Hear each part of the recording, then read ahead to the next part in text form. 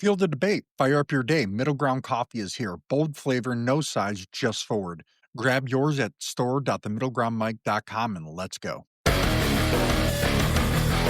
All right, everybody, welcome to the Middle Ground Mic. We got a great episode today. We're going to be balancing the politics, publishing, and, some pretty good punchlines with Joseph M. Or Leonard. Leonard. My apologies. Joe's, go ahead and introduce yourself to everybody. Yeah, Joseph M. Leonard. It Leonard. looks French. It's not. It's actually was. I haven't dug far enough in the woodpile to know. Leonard Łaskowicki or whatever. It's actually derived from Polish. Leonard without the O. And I have to go with Joseph M. Leonard because there is a Joseph Leonard out of South Carolina, who's also a Christian author. So I have to make that distinction, right? And I like to joke, I am not he is not me, and neither of us will be confused for Shakespeare. Yeah, I'm really happy to have you on today. It's always great to find, fellow podcasters, and it's even better that, you kind of come from the same area. So, like our experiences are similar, there's not too many middle of the road I'm center right people in the downriver area. It's a pretty heavily Democratic community, which is okay. Like people have the right to vote, how they want, but it's just, you don't experience too many of them. Yeah, no, that's true. I've run for office in the past myself on the GOP ticket. So, yeah, I know the presumption that all of Wayne County will be blue and always will be blue. But over time, which is why I ran, I jumped on the backs and shoulders of those who came before me and those running now.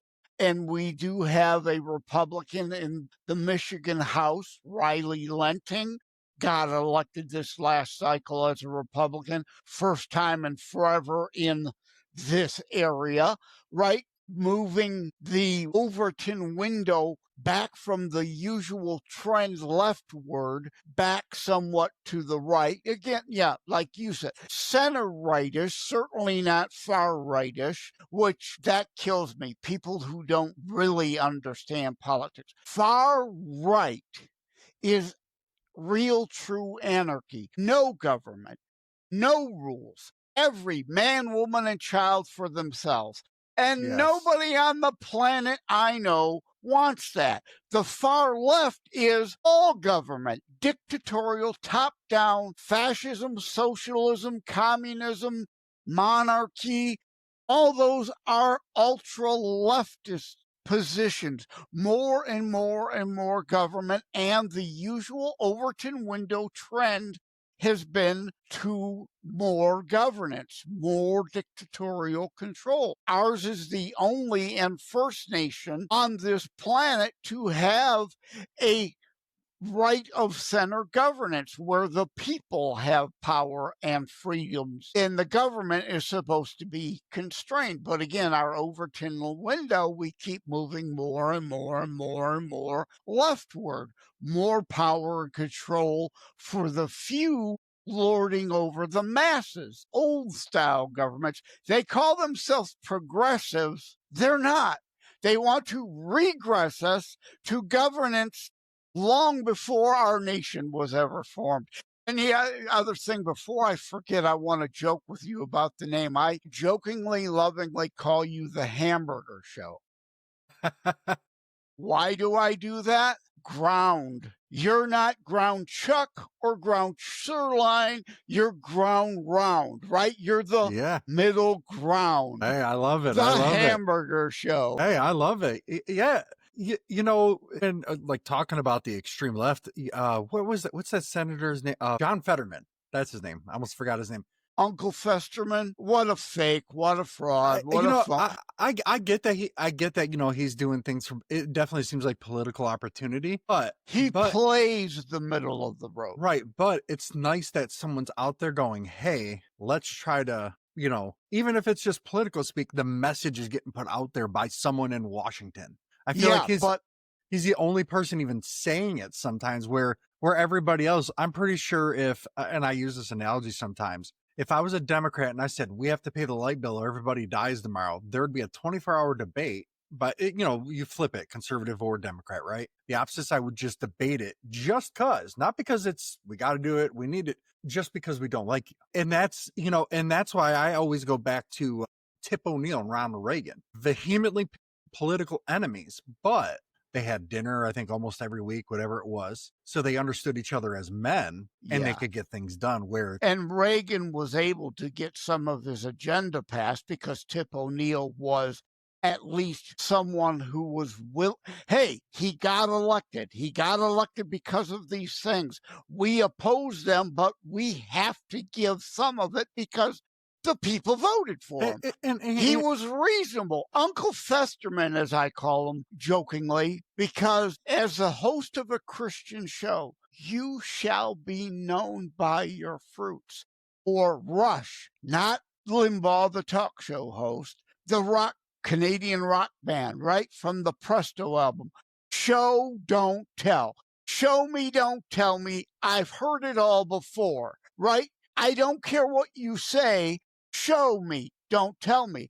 I hear, like you said, he'll say some reasonable stuff, but unlike most people, I actually pay attention to how he votes. He votes and left. I know it's all bullshit.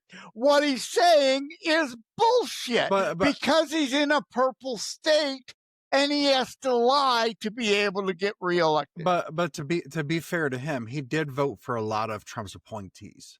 He voted against most of them. Well, didn't he vote?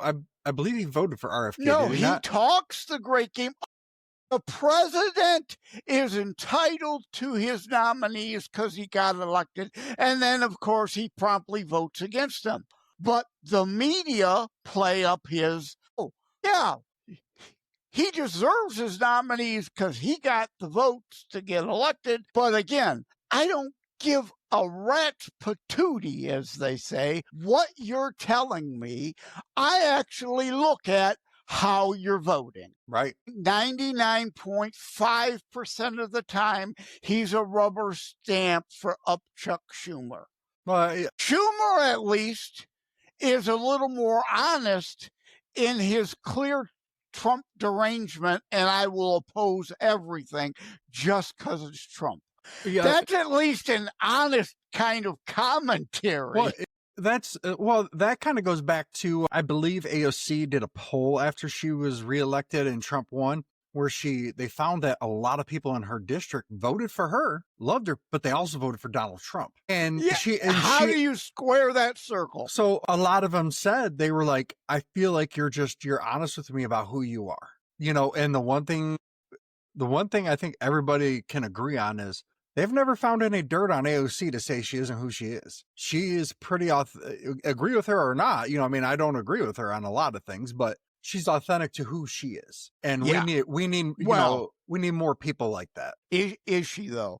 All this talk about poor, needing more opportunities, and what did she do? She nixed the Amazon jobs that would have brought $50,000 salary jobs to people in her district. But to be fair, it's like with the energy stuff, right? Oh, we're so concerned about the poor, but more people die due to cold in the winter than due to heat. But yet all this green new scam funneling money to their friends, family, and donors, enriching them, costs the poor money in increased energy costs they can't afford, so they don't freeze to death in the winter. She doesn't have too many donations from, she has got some political action, but a lot of her stuff has been from local leaders and things like that. Because I was very curious about who was behind her, right? Like, who's pushing you? And I was very shocked to see she's probably one of the more transparent politicians in government. I will grant that. And to not have the partisan hat, let me point out her counterpart, Marjorie Taylor Greene. Yes, MTG. Very authentic. She is just AOC with an R. Mm-hmm. If you need her for a rally to spew red meat, like AOC at a rally to spew blue meat, she's your gal. If it comes to anything serious, that really needs to be done, forget it. She's great at spewing talk. Yes. Doing things is a whole other thing. So, yeah, I don't want to. I'm rah, rah, rah, GOP, anyone with an R. No, no, No, no. I think that is part of where our country kind of went sideways, right? Because we became so dedicated to a political party. I've said, I believe about 6 or 7 episodes ago, that I said a lot of times our country has changed to it's party before country, not country before party.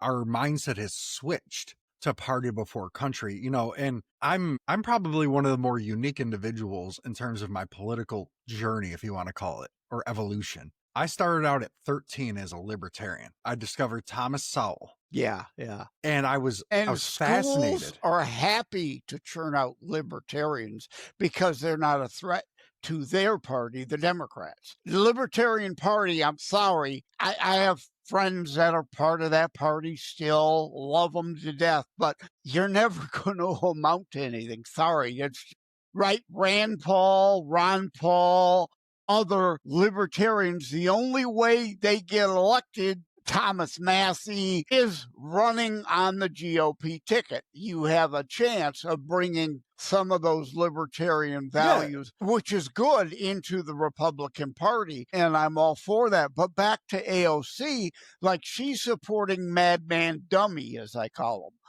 him, for New York mayor.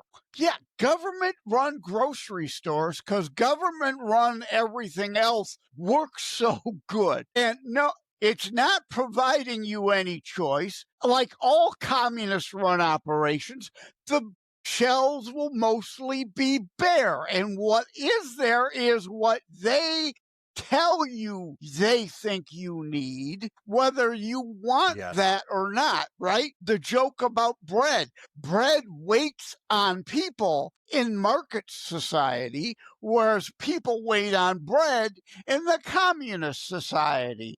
If you can get the bread at all. Here, the government run store, there might be X brand of bread, but the Kroger 2 miles over, you've got A through Z brands of choice. The left uses choice only when it comes to murdering babies. Then it's an issue of choice, but anything else like school choice or light bulb choice or whatever choice, no, they know what's better for you. And then, of course, when the government run stores are empty, will they blame themselves? No. Then we'll go to South African style. We're going to kill the farmers and take their land so that the store has government run farms to feed them. And of course, you never lift anyone up by tearing others down. You just get less, right?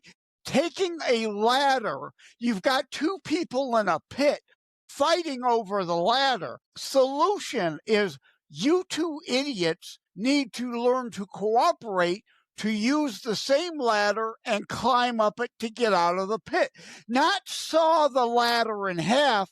So now you've got 2 ladders that don't get to the level of the top of the pit.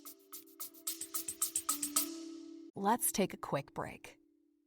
Tired of the noise and spin? Join the MiddleGround Mic Patreon for 7 days for free. And then it's just $1 a month afterwards. Real talk, real people right now. Sign up today, middlegroundmic.com. Click on the button. Right? No, it doesn't. Like AOC, I tell people all the time, I'm like, AOC she's more, I don't know, extreme's not the word I'm trying to use, but she's definitely more left than Europeans. Because Europeans even, Europe's socialist to a point, but it's also very capitalist at the same time. They have very heavy market systems there. They're just heavily regulated. They're trying to have their cake and eat it too. Yeah. Yes. And I mean, Right. and to be fair to them, their systems work for them. Whereas like Denmark works for Denmark. Yeah. In Germany, But Germany look works for them. At right? You've got like a Bernie Sanders. Look at Denmark. They're socialists. They operate.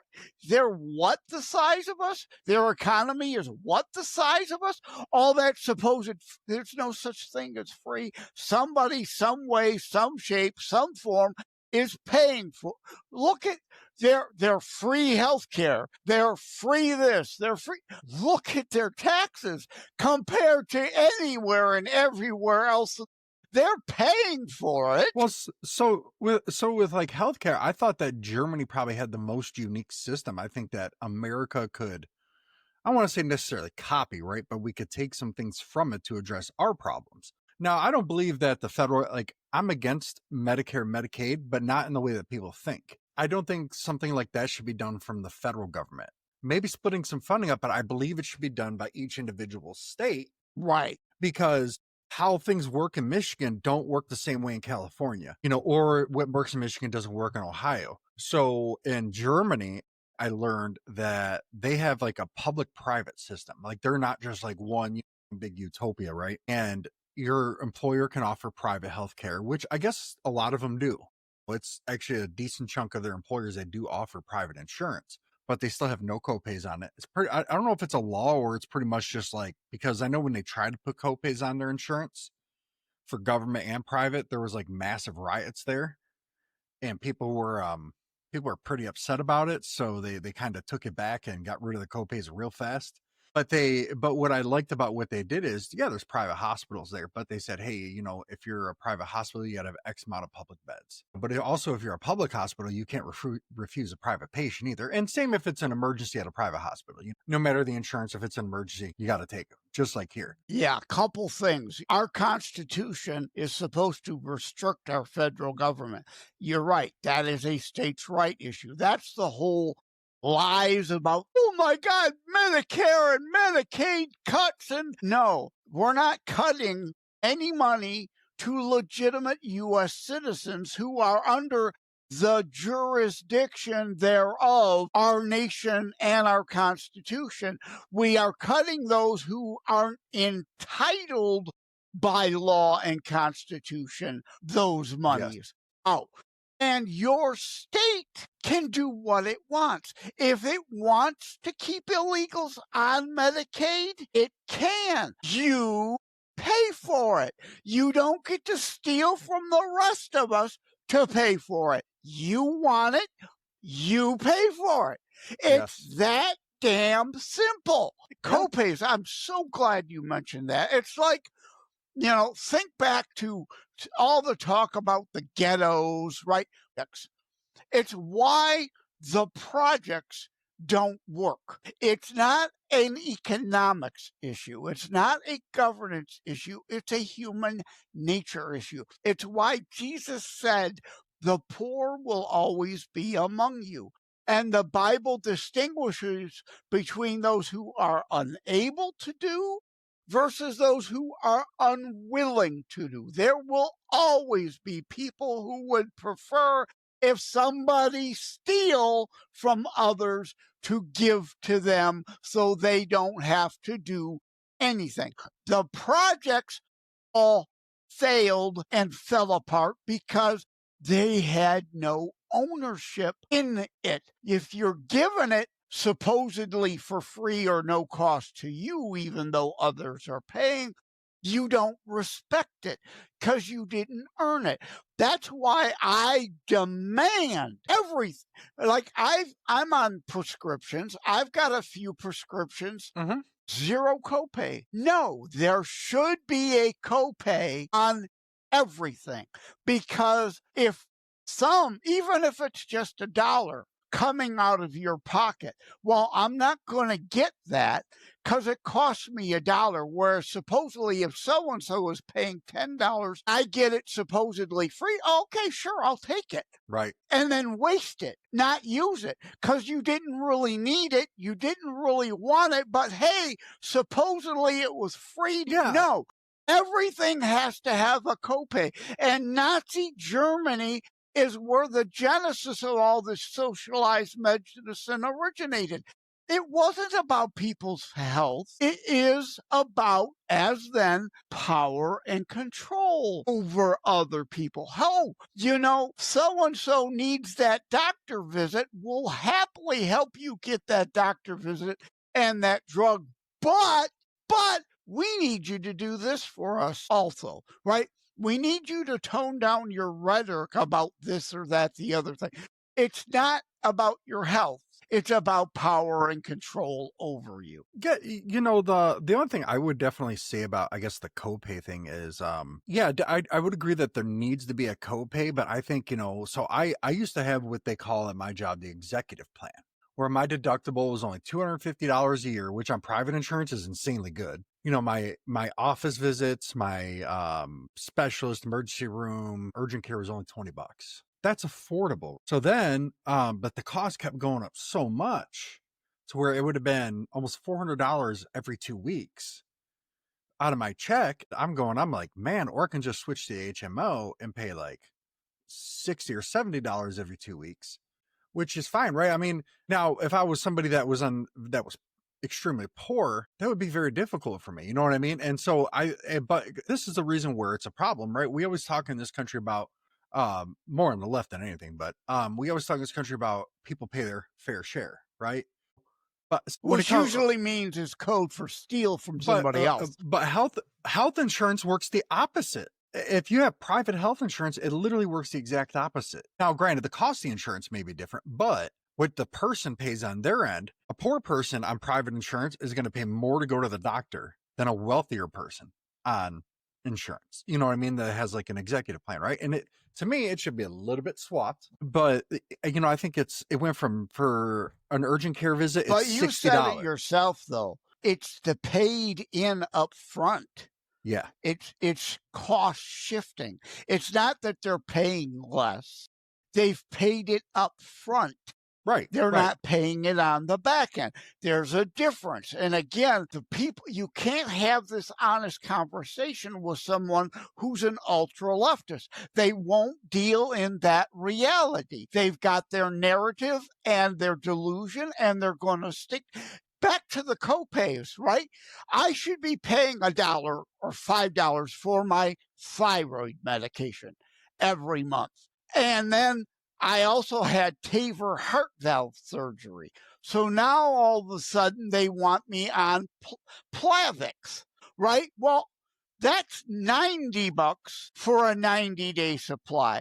Well, if I were paying $1 or $5 on these other lesser and more prevalently used drugs, there would be 1 million people paying $1 for that drug, and Plavix then wouldn't have to cost so much. So it balances out a little also. So I'd be paying $1 or $5 for that in my statin, but I'm not paying $100 for the stupid Plavix. Right. No, I 1,000% agree. But people don't understand economics and cost sharing and cost shifting. So, like in Germany, I believe that it's obviously they have quote unquote free education, if you want to call it that, because even there, it's again no such thing as free. But it's not even really like how people think it is there. It's the areas that are in demand, the government covers. If you want something that's not an in-demand degree, you have to pay a portion of it, which I'm like, okay, hey, because we have a shortage of engineers and doctors in this country. And to me at that point, okay, well, let's make it so it's affordable for these people to go. And so over there, because of how they have it set up, I believe the average family doctor there only makes $80,000 to $100,000 a year. But they're also not riddled with $500,000 in debt to become a family doctor. And they're also not paying a bazillion dollars a year in malpractice suit, right, because they've had sufficient lawfare tort reform to say, somebody stubs their toe in your office, that's their stupidity, not yours. They don't get to sue you for $100,000. Yeah, no, that's it's just weird. And I think over there you can get to the doctor, like a family doctor, 1 day faster on average than you can in the United States. Now, surgeries, if it's not urgent, it is a longer wait. They even openly admit that, like let's say you just need a bone spur cleaned up, it's not really hurting you. Well, yeah, you kind of go to the back of the line. The people who have problems are the ones that get seen first, which is kind of, I guess it's a trade off in their system, right? But like I guess I just kind of like maybe the format. So you remember the United Healthcare CEO that got murdered last year? That's granted, I don't think anybody should ever get murdered, but the guy who filled in for him temporarily, I don't know if he's still in there or not, but he said America doesn't have a healthcare system. We got a patchwork of rules. And I've even said our healthcare system is not capitalistic. It doesn't run on competition. No, no, And I'm and glad you. that's and Let's take that's why it's Michigan. so right. Take Michigan, our example, right? Our state and every other state, even if we make it a states' right issue, that becomes a problem to a degree too, because the state of Michigan has its own set of rules and exclusionary practices that make it that these 5 companies operate in our state, but those 20 other companies are excluded from operating here, then Yes. cutting the competition. More competition is a good thing. It helps bring costs down. But like free education, no, we're paying taxes to fund that. But the supposed free public version is what they want kids trapped in. Meanwhile, most of the people in the teachers union and most of the leftists opposing school choice have their kids in private schools or Yes. alternate charter schools that are very limited entry abilities, but they got inside connections, right?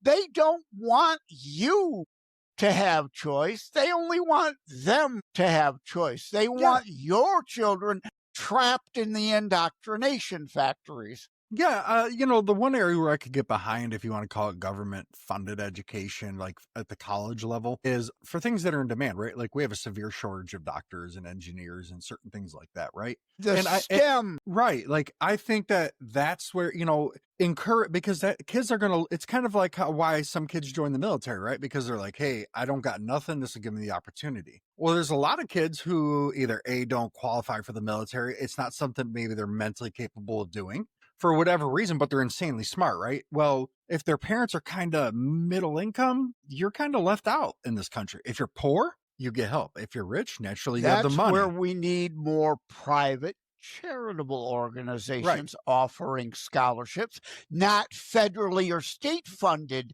giveaways. Charity, biblical community, free will. We are to want to be our brother's keeper versus worldly bastardization of that concept, communism, whereas you steal it from that person to give to that person. And of course, the person doing the stealing and the giving chops off 50% of it all for themselves first. I think the funding for it should be something that people check on their tax forms. Hey, I would like to fund, college for in-demand degrees or something of that nature, right? Because I really truly believe that the vast majority would do it. No one wants to give you that choice. Right. I think the vast majority of people would be like, yeah, I'll give $1 or $5. And then, private charity can match it. Or if you're a 4.0 student, you work hard, the government can match, the other half, but that takes the power and control away from the authoritarian types in DC. It's like I tell everybody, I believe there is a middle ground between the needs that the left see that we have, because I've even said, what the left is saying in terms of the problems that are there, that they're not necessarily wrong about the problems, because it's pretty obvious. But like I say, I can find, like I tell people that work for me, I said, I can find anybody to tell me what a problem is that they have a problem with. I can find a customer to tell me what the problem is with an operation because they're frustrated. But leaders and managers solve the problems. That's what they're supposed to do. They're supposed to come up with solutions, not sit there and just point fingers. That's easy to do. And that's where we get most politicians.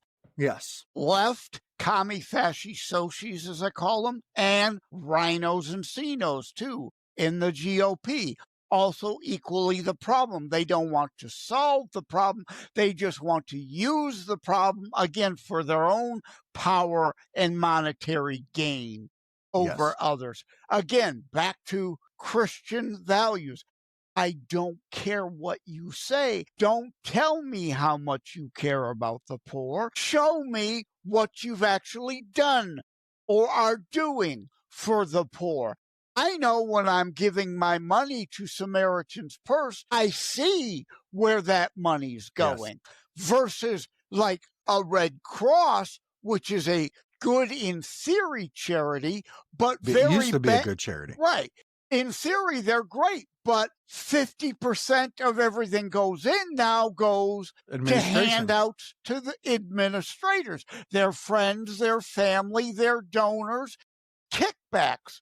So that's on the charity side, all things aren't created equal. but even the quote unquote woke generation is seeing that, and they're not contributing like, previous younger generations did, because they're going, well, this isn't really helping the poor like I thought it would. And to be fair to the younger generation is, I think, in my industry, I won't put it out there naturally for safety reasons for myself, if you want to call it that, but I work with a lot of younger kids, right? Teenagers, young adults, and they're not as, I don't know if you want to say, they're not as woke as the media makes a lot of them out to be. A lot of them, if you talk to them and you try to say, hey, this is where I'm thinking, that you'll find that a lot of them will want to have some kind of reasonable conversation. Now, obviously there's the extremists out there, right? That are going to just scream to be heard and, just, everything's bad, bogeyman. But I think it's very underrated. And I think it's very underrated how many of them are actually center right on a lot of things. There's a lot more of them that are center right than anybody wants to give them credit for. I think this last election, especially young men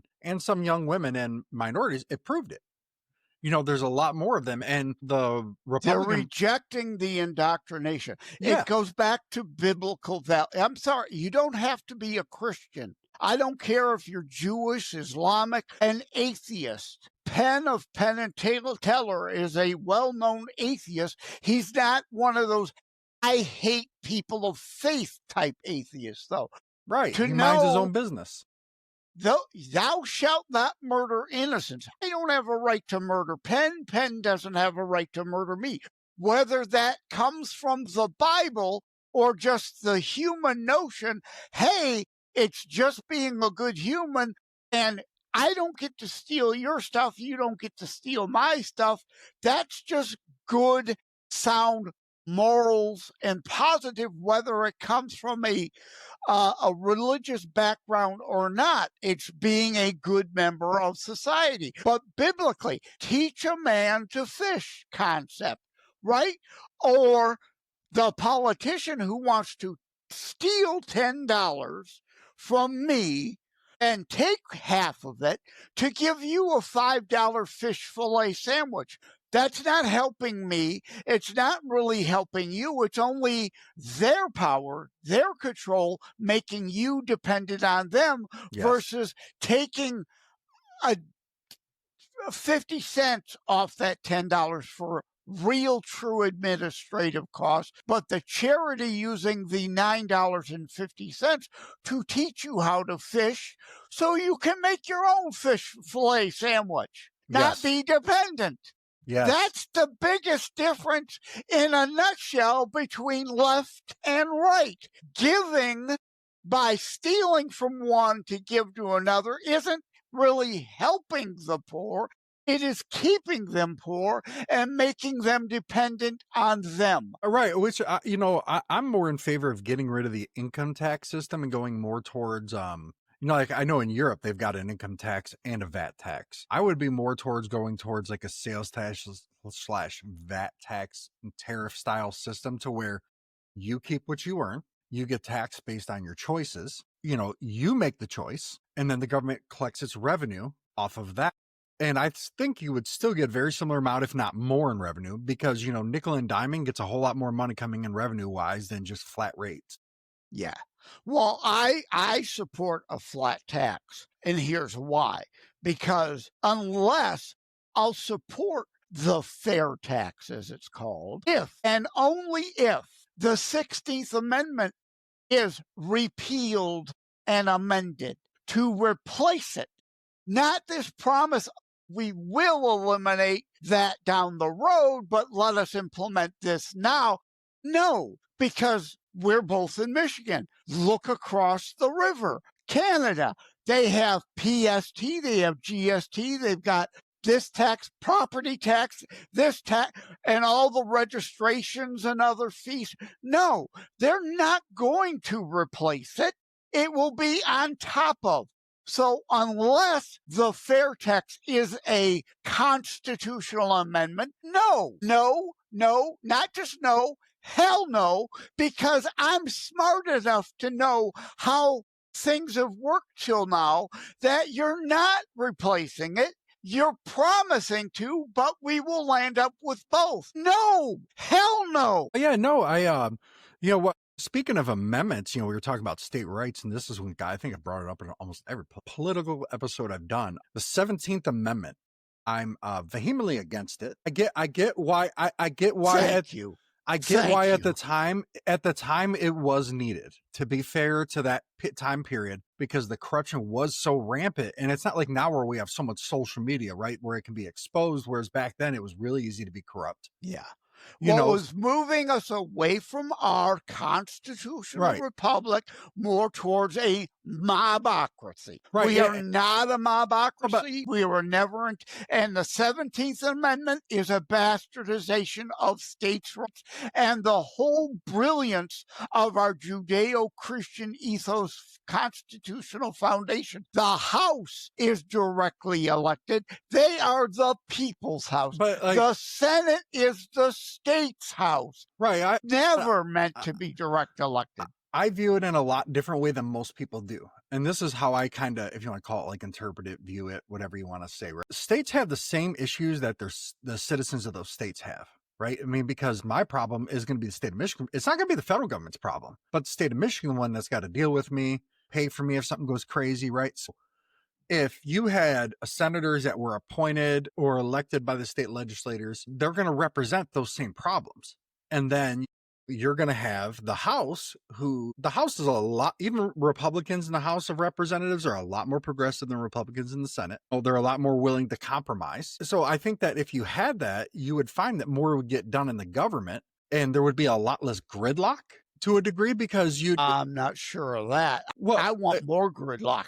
Too much gets done. And that's why the senators were supposed to represent the values of the state's rights, but I'm slow things down. I'm talking like in terms of, so like, people, like, a lot of people don't realize the national debt is what's eroding their standard of living. They don't realize that, right? The erosion of the value of the dollar through the deficits and states recognize states have to provide a lot of services and balance their budgets. So if you had people that were representative of the states, guess what? Those state legislators are going to demand the same thing.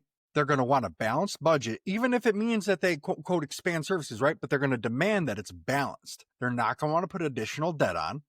And because you know what that's going to do? That's going to help them, and it's going to make it easier for them to operate, make it easier for, and so that's where, like, we have a mental health crisis in this country. We really do. I tell everybody, I'm like, 70 years ago, I get why, those mental institutions, some of them are really jacked up. Well, yeah, but just emptying all those people onto the streets was not the solution. It was dehumanizing to them, and it was cruel to those people, right? Now, a lot of those people that would be in there are out on the streets.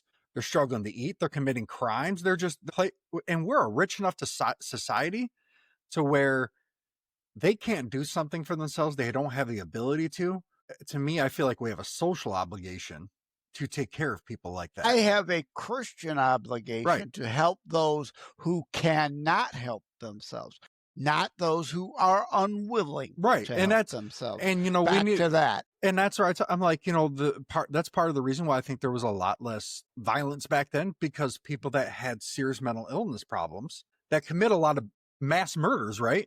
A lot of the times you're finding that they have serious problems. They would have been in, not every time, but a lot of chances they'd have been in an institution getting help that they need, not you get a 90-day trial at the institution that's backlogged for 3 months, and or you get a 72-hour hold, and then you get put back out on the street without solving your problem. It just delays the problem. Yeah. Right. But back to your 17th Amendment alone, the argument that it eliminates, destroys, our constitutional brilliance, elimination of one of the checks and balances. That alone, the 17th Amendment needs to be repealed. And you, to your credit, are one of the few people other than me even discussing it and the whys. Oh, yeah, because the state's problems are the federal government's problems and they're the citizens' problems, right? That's where they're supposed to come in and protect us, right? That's where the states are supposed to protect their citizens, is going in there going, hey, that's not okay.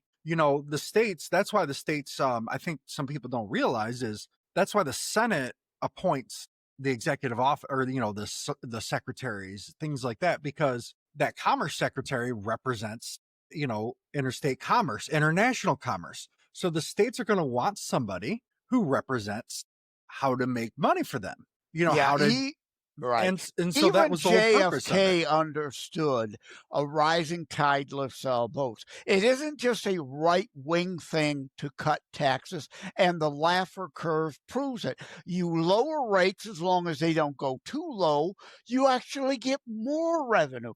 JFK understood that and slashed the 90% tax bracket way, way, way down. And indeed, more, just like during Reagan, just like during GW, just like Trump's first term, more money came into the Treasury, not less, by cutting taxes. And you mentioned Department of Commerce. So glad you did. JFK, again, understood rising tide lifts all boats. You don't help person A by cutting down person Z. That, Yes. as Lincoln famously quoted, right? You don't lift up by tearing others down. The Constitution, our founding documents rather, say promote the general welfare. Well, the communists bastardized that and turned it into a welfare system. That's not promoting the general welfare, about making a better economy so more jobs and money is available to all. Cutting individual welfare checks is unconstitutional. But if a state wants to do that, they can do it as long as it's within the constitution of their state. So the welfare state is not only unconstitutional, it's detrimental to, again, don't tell me you care about the poor. Just handing them pennies doesn't really help them in the long run. It again keeps them dependent on voting for you to give them the scraps you're promising, but it never really gets them out of poverty. No, and it doesn't. And that's, and that's just like the sad thing. So, it kind of touches on, and this is where I think you and I definitely have a lot more of a unique perspective, with the exception of certain cities like New York, Miami, and Chicago, and like LA. But I think we have an even more unique perspective than they do on immigration. And hear me out on this. The reason why I say that is, I tell people, I'm like, you got to look at Southwest Detroit.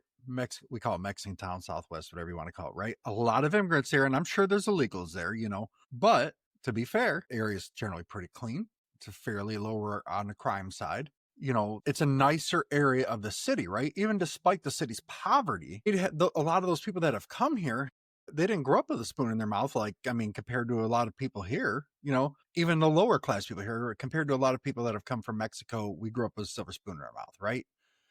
Because they didn't have those things. So them to what we would call a shack, almost, to them, they're like, man, I want to take care of this thing. This is a lot better than what I had, so they take That care goes of it. back to the ghettos and the projects, how and why they don't write. They've at least attempted to earn it. So Yes. yeah, they respect it. They care about it. They care for it, and they want to maintain it. Yes. Yeah, and I have a different view of how to really attack, if you want to call it, the quote unquote illegal immigration problem, right? So yeah, you got to protect the border naturally. That's a given, but you also got to really go after what's driving the demand. Companies that are underpaying illegal immigrants, and a lot of people go, "Oh well, who's going to pick our fruit?" And I'm like, "Well, that's a very slave labor mentality." Well, that's exactly what it is. In this, and well, what it is these companies are suppressing people's wages. They're suppressing our standard of living. So I'm all for it. I wholeheartedly believe in the Reagan style of approach to a lot of people that are here illegally. As long as you haven't committed a crime, you've been peaceful in your society, blah, blah, blah.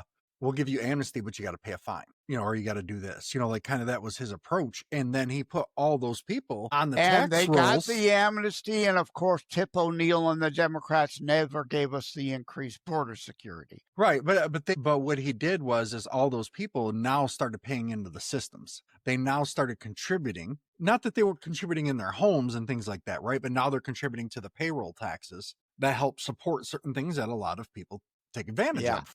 And the lie that who's going to pick our crops was demonstrated. There were a couple farms that were raided, corporate farms that were raided, and people sent back. Who showed up to apply for the jobs? U.S. citizens. And yeah, now, as you say, they have to pay them a little more for the job. But the notion that Americans refuse to do those jobs is an outright lie. It's the slave mentality still of the left. Who's going to pick our cotton? Well, how about you actually hire and pay a fair wage for people to pick your cotton? Yeah, no, and I think, I guess where I disagree with the president is, don't get me wrong. If you've done a crime, anything like that, boom, you should be rounded up. I don't care what the method is. If you've done a crime that's violent, anything remotely of that nature, if you want to fight, you get shot. That's just the nature of the game. But the if Maryland man, as Right. they want to, right? He's just right, like the gentle giant own who country tried didn't- to take a gun from a cop and got killed over it. He was just such a gentle. No, he tried to take away a cop's gun and got killed for it. He got what he deserved. This Maryland man, known human trafficker, known wife beater, known this, that, the other thing. He's a criminal. But yet you want to defend him and make up this lie. Oh, he's just some sweet, innocent boy who happened to get right. No, the left won't deal in reality. You're trying to deal in reality. And I agree with you that we can try to do something to improve our legal immigration system, our visa system. But I disagree with the amnesty because, again, like with Reagan, they'll get the amnesty, but we won't see any of the other stuff. If you want to make it a constitutional amendment, a requirement, and we get this for the border security, and we get more border patrol, and we get more asylum court judges to hear the cases and send people back when they're just trying to use the magic word of asylum to be here illegally. No, more people allowed to be here legally. I am for, if they're coming in to indeed fill a real need, not just be slaves for cheap labor so we don't have to pay U.S. citizens to do it. We are closer together than we are apart. But I absolutely oppose amnesty because, like with Reagan, they'll give away the amnesty. We won't see the other things that are promised. It should be and it continues the magnet. More people will come illegally because, well, you did amnesty twice. I know we'll be given it again 20 years from now. I wouldn't be opposed if it was kind of like a twofold solution, right? Amnesty, but significantly increase border security and a reform of the visa process. Because for some people that are like even engineers, right, that we need desperate in this country that want to come over, sometimes it's, we'll have a need, but it's so difficult to get them in here. Yeah. Well, it's next to impossible. Yeah. The H-1 program. I'm a former IT guy. I've been there. I've seen it. I know it, seen it firsthand. Americans fired so they can bring somebody cheaper from India. I've seen it. I know it. I know what happens. So, yeah, while if there's a legitimate opening that can't be filled, but then again, who's the one deciding that? I don't want government deciding that, but at the same time, I can't let the corrupt CEO decide that, who's only concerned about enlarging his golden parachute by undercutting every wage they can. So, yeah, the It's problem it's a is, balancing act. yeah, Yeah, it's a balancing act because when it comes down to that, it's a no-win situation, right? You're kind of just picking your poison when it comes to that. And the good thing about if the government was deciding it is if you don't like who's deciding it, you can always vote for someone else. To whereas if you well, left it up to yeah, companies, you don't have that option. And don't get me, I'm very pro-capitalist, right? But it's kind of like with like libertarianism. I love the concept. I think the concept is great, but it's just like communism. It ignores human nature. yeah, Libertarianism relies on yeah. everybody doing the right thing regardless, everybody being honest traders. It's just John not real. Adams, John Adams, quoting, "The Constitution was made for a religious and moral people. It is solely inadequate for any other," right? I call them now the libertarians. Why? Because it's all about my personal freedom and autonomy as a conservative, as a Christian. Absolutely, on board with that. But legalizing pot everywhere isn't really, can't be done until you unravel the welfare state first. Because, yes, I'm all for my neighbor who wants to occasionally toke a joint versus no.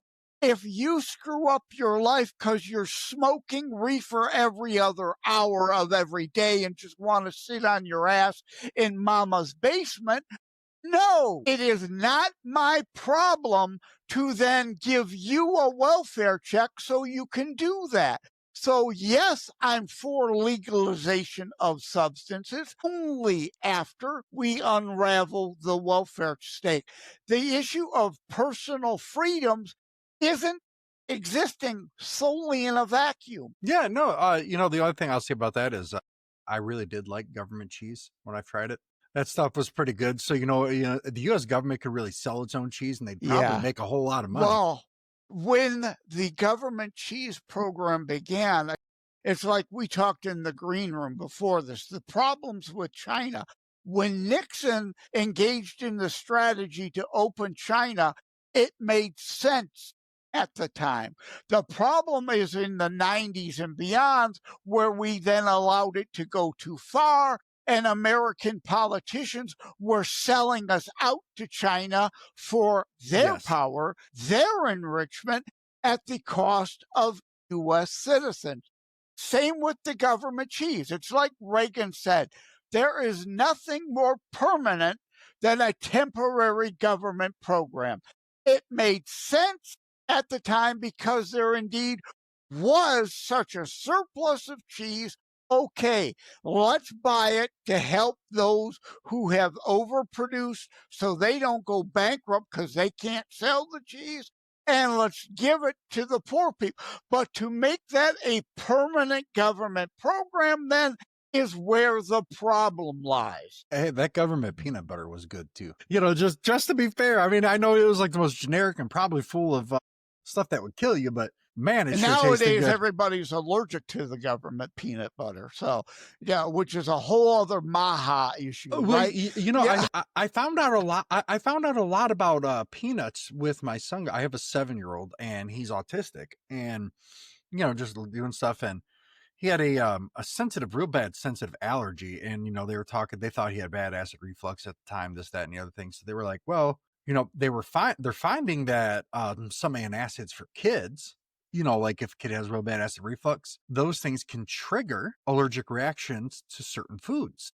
The side effects, right? It's great that we've got more drugs than ever to treat things, but we're causing additional other problems because of all the side effects of the synthetic, unnatural stuff, as opposed to trying to go back to like bug killer, right? The guy who invented the bug assault, using salt to kill flies with rather than toxic, poisonous stuff.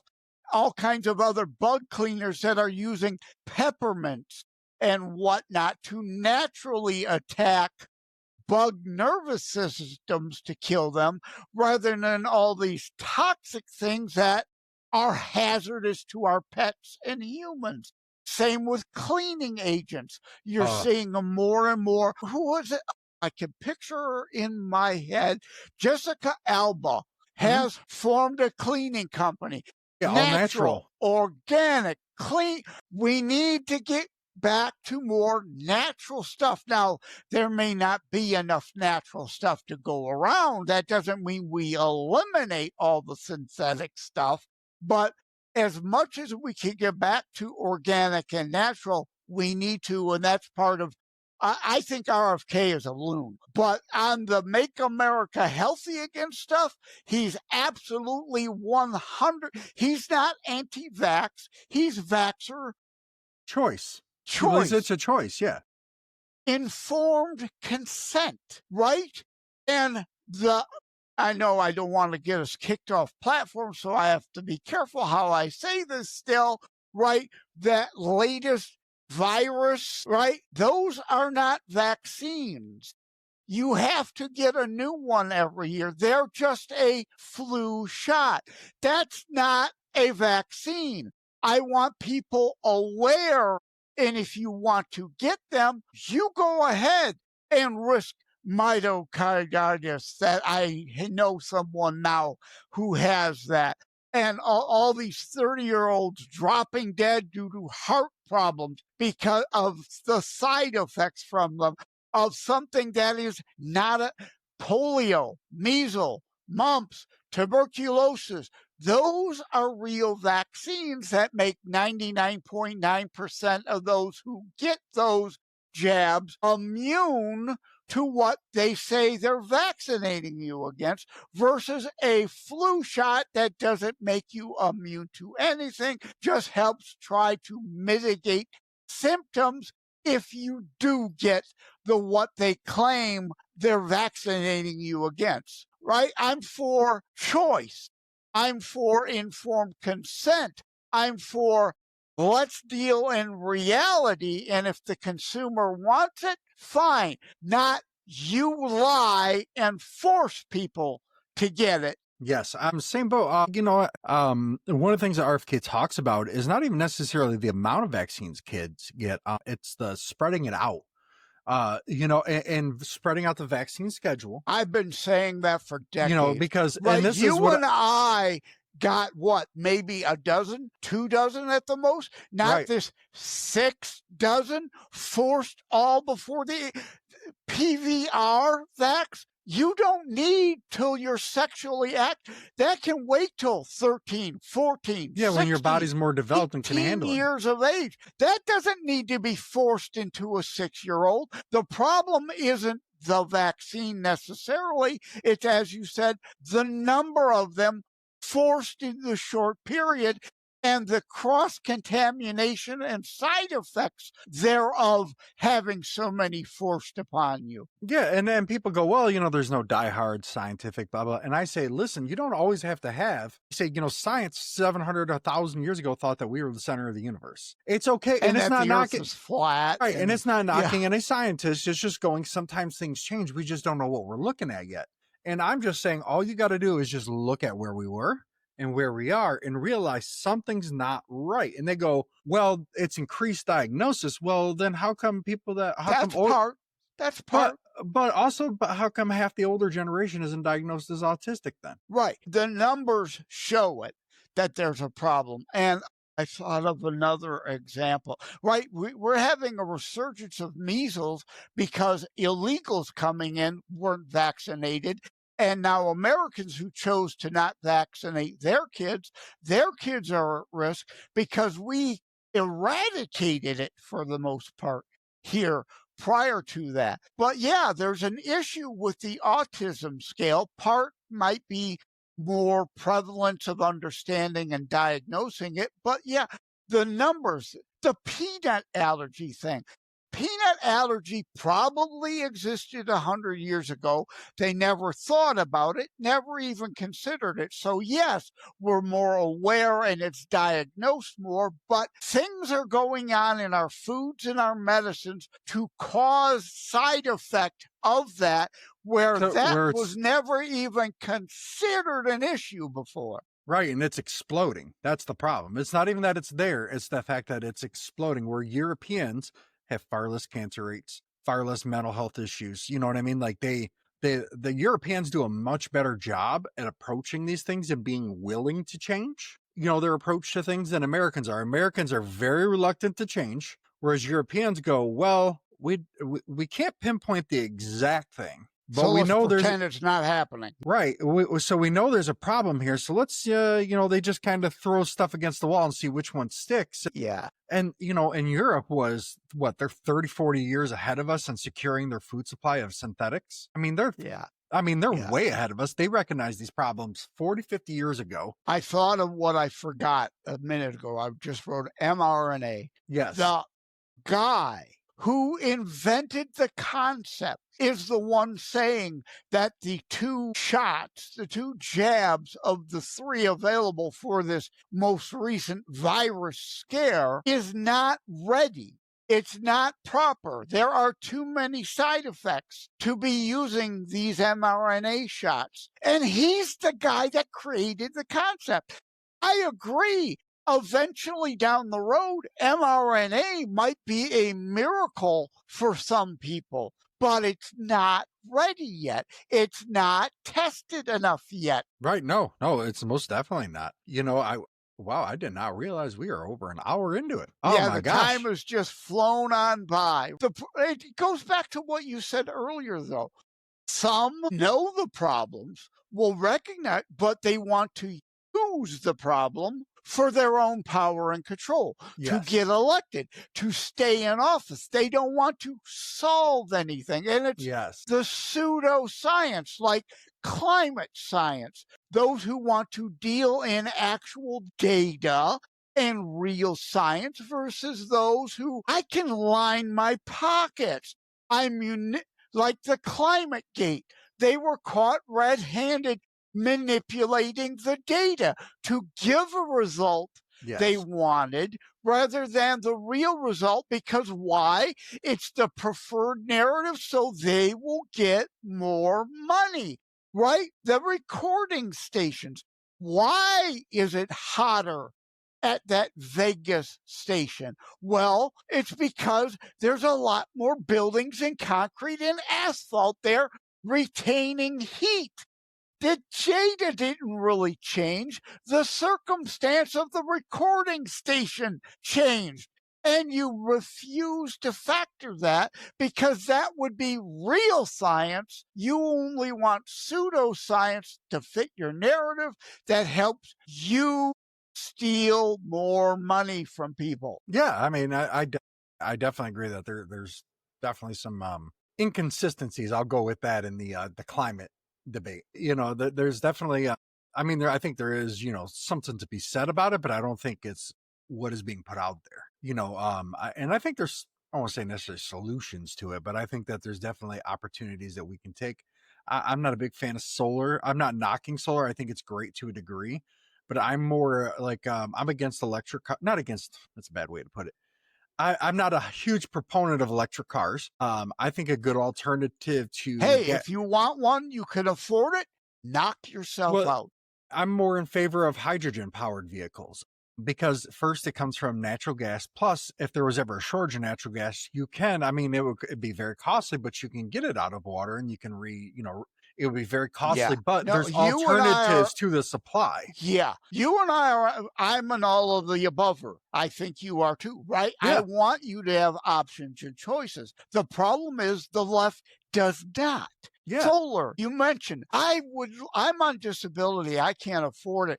Back when I was in my IT career and had a 6-figure salary, I wish I would have put solar panels on my home and my garage. Solar is great on the micro level. Yes. Trying to force it on the macro level is just dumb. It's not viable. It's not workable. And it goes back to help the poor. No, driving up the poor people's costs does not help them. Keeping the cheap fuels is important, but those of us who could and can put solar panels or a windmill in our own backyard, you should do it. You don't get to force either of us to do it to make you feel better. Right. No, I mean, I agree with it. Well, we've been going for a while. We got to wrap it up a little bit. Yeah, yeah. You know, I, It's like most times, we could go for days, you know, let I, alone hours. I would definitely love to have you back on, man. It's good conversation. Great, great, great stuff. I would love to be back on the Hamburger Show. I mean, the Middle Ground Show. You know, Again, for those who may have missed the opening joke, I call it hamburger because he's middle ground, right? Ground round as opposed to ground chuck or ground sirloin. He's that middle ground. I never really thought of that. That's great. I mean, I love that. Please, by all means, borrow that. Yeah, no. Everybody, make sure you check out Joseph's books. Air Strikes coming soon to a city near you. How to write a book and get it published. The links will be in our description of the show. My latest book is The Book of Kennedy. Just Hey, there you came go. out. Go to Amazon, look up Joseph M. Leonard. Again, it's not French. It's not Leonard. It's Leonard without an O. And I'm Joseph M. Leonard, not Joseph Leonard. I am not he. He is not me. And yes, neither of us will be confused for Shakespeare, as I joke. Well, yeah, no, I appreciate it. And everybody, feel free to check out our Patreon. We're going to be having a lot of good stuff coming up on there. We're going to have some exclusive set of interviews that are going there, not necessarily limited to there, but part of it may be. We're going to have a bunch of merchandise and stuff on there. People can get free stuff, all that good schnaz. But yeah, we do need to wrap it up because I need a potty break. But yeah, I thank everybody for tuning in. And I hope everybody has a good down one. my iced tea, Man. so now my bladder's about to burst. I feel that. A whole cup of coffee. All right, everybody, you have a good one. Thank you for joining us.